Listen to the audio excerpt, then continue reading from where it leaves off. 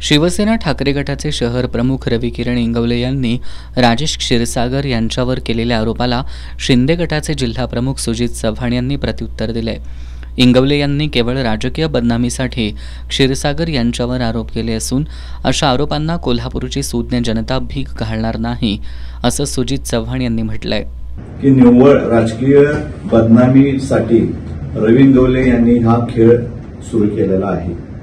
परंतु तिने जो काल स्टंट केलेला आहे त्याबद्दल मी आपल्याला सविस्तर सांगतो की ज्या पद्धतीनं या कार्यालयामधून अनेक लोक, हजारो लोक या राजेश क्षीरसागरांच्या ऑफिसमधून पत्र घेऊन जातात, अनेक गोष्टी करतात। त्याकरिता राजेश क्षीरसागर असं बघत बसत नाहीत की कुठल्या कामासाठी किंवा काय, की ज्या माणसांचं एखादं काम होतंय याकरता ती पत्र पण दिली जातात।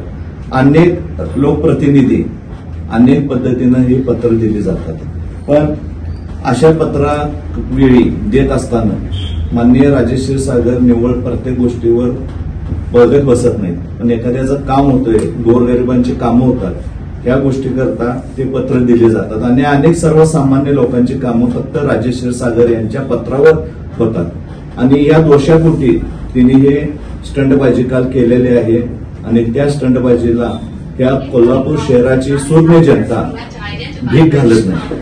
रविकिरण इंगवले हे नेहमीच विविध पक्षातील नेत्यांवर आरोप करून स्टंट करत असल्याचं चव्हाण यांनी सांगितलं। पत्रकार बैठकीला शिवाजी जाधव, सुनील जाधव, रणजित जाधव उपस्थित होते।